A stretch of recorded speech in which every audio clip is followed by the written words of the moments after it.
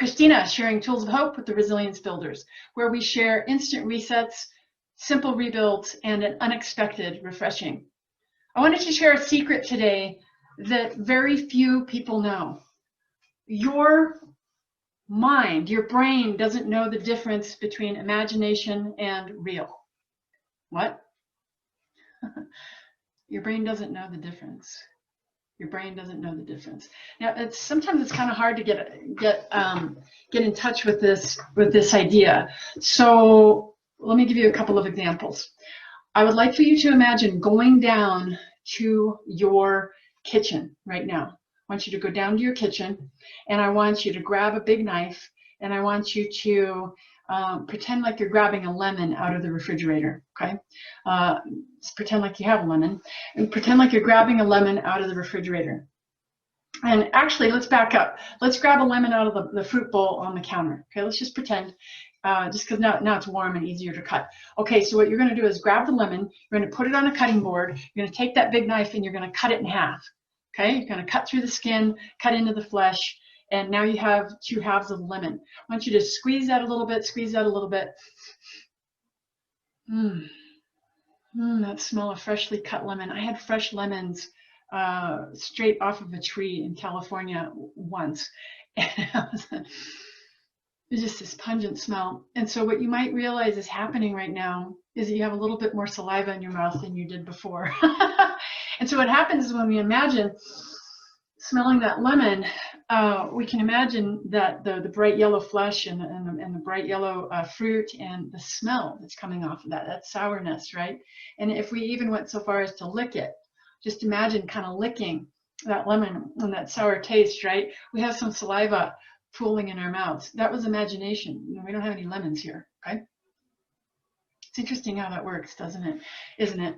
So what we want to do is now imagine, and I won't leave you parked there, but I want you to imagine a situation where you, in the past, were super, super ticked off, super torqued, super ticked, super sad, super negative, okay? Something happened and somebody betrayed you, somebody did you wrong, and I'm not going to let you park there, but I want you to imagine it. Now I want you to imagine if I asked you to park there, if I asked you to give me the blow-by-blow and said, you have 5 minutes to tell me the whole sordid story, and I know it sucks and I know it was awful, and I just want you to tell me the story.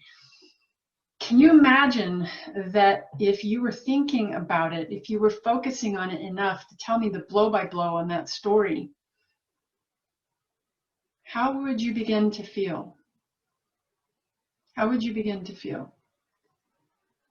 When we focus on it, and especially if it's unresolved, an unresolved situation, I have many audience members and many coaching clients tell me that they start to feel that tightness in their stomach. They start to feel that kind of uncomfortableness in their solar plexus. They start to feel a knot in their throat. They start to feel their hackles come up. They start to feel their blood pressure rise, okay? And so the thing is, that happened 5, 10, 20 years ago. It didn't really happen. You're imagining it, okay? The power of the imagination is that the part of the brain that takes care of imagining doesn't have a sense of time. It doesn't have a sense of calendar.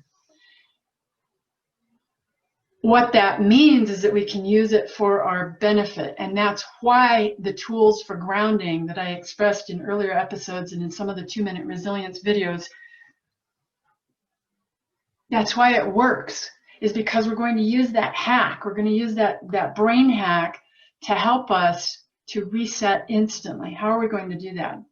We're going to imagine something that has given us joy. We're going to imagine something that has love and acceptance and support and delight built into it, whatever that is. When you go into some of the 2-minute resilience episodes that I did, you're going to see that some of it is visual imagination. Some of it is auditory imagination. Some of it is tactile, something that you touch and you really enjoy. And some of it is actually smell and taste, what we call olfactory and gustatory.